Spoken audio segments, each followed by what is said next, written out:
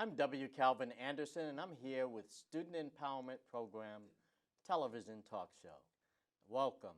We're here to get to the nitty-gritty about how to help our students to excel as people, to excel as students, and to excel in the world, whether it's the workplace or the business place. I'm here with Dr. Imani Maa't, and she's a health scientist, and she has an extraordinary journey to share with us. Hello, Dr. Imani Maa't, our health scientist. I am so proud to already know you, but tell us a little bit about your personal journey as a student. My personal journey as a student, I started in the Rochelle High School public schools, well, all of the New Rochelle public school system, which is a wonderful public school system, I should add. From there, That's in New York, in Westchester in County? New Rochelle's in Westchester, New York. Okay. And from there, I wanted to go to have a general liberal arts education, so I went to Mount Holyoke College in Massachusetts. I loved it, except for the cold. That's why I'm in Atlanta now. But I had 4 years of liberal arts education. I studied urban studies, which people would say, now you were up in the woods in Massachusetts and you were studying urban studies. What is urban studies?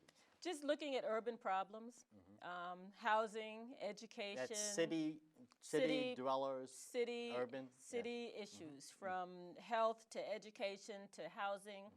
And I really liked the general approach because I hadn't decided what I wanted to be when I grow up. I don't know if I have still decided that yet. But what I did was I took this class in a program in urban studies, started in psychology, and that was way too limited for me. So I decided to go with urban studies, which was much broader.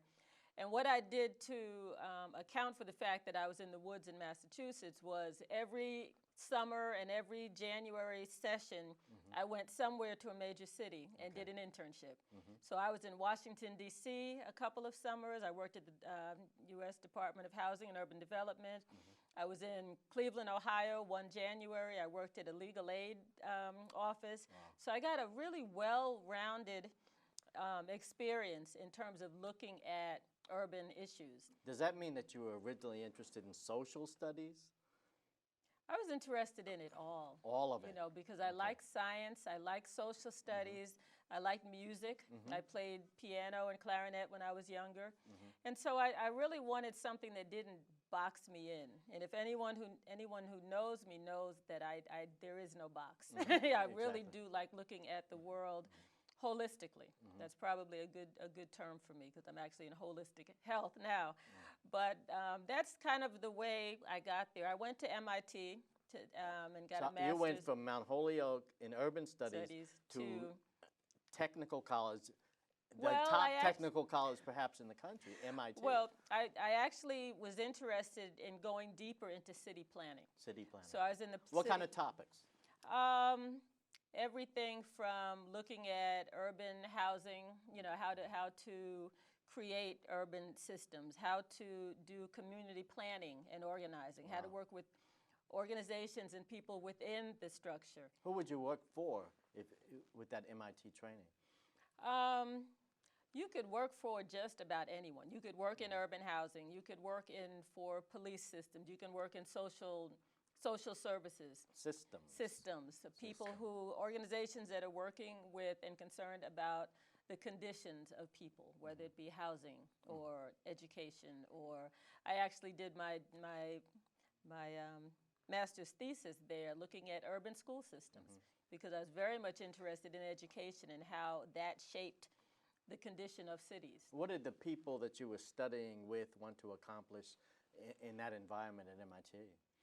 Well, you know, because the program was so broad, I had colleagues who were going into the physical, you know, structure in terms of looking at the building, buildings, the physical side of urban planning. I was with people who were looking at the social services side in education, like myself. I had colleagues who went to law school because they wanted to know from the legal side what the needs are, especially for underserved populations, people of color. So it was a really broad, and I loved that because we were so diverse. You know, I met so many wonderful people there who became all different things.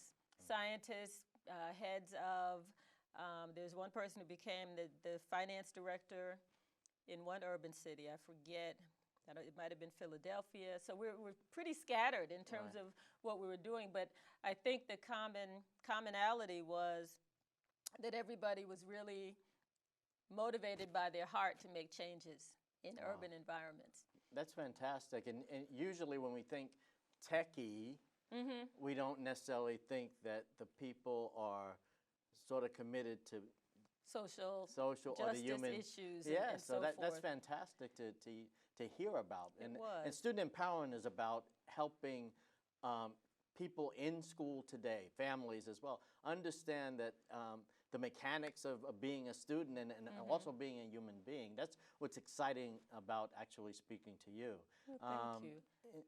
Thank you. Well, one of the things that I think about at MIT, because that was definitely the hardest institution I've ever attended. It was not an easy ride, and one of the things that helped me through and helped all of us was teamwork. What was hard? I mean, in terms Statistics. of the work? Statistics. Were you a math person before that? I'm not a math person to this day. I am not a math person. Wow. Statistics kicked my butt. But I learned, and I learned through teamwork. We worked together as students. We studied together. We drew on the strengths of each other. And that's a Awesome. major issue for students. A lot of undergraduates, we did that at Mount Holyoke too. We had finals parties. You know, we would all sit together and write papers together and bounce ideas off of each other. So that was really important. And to this day,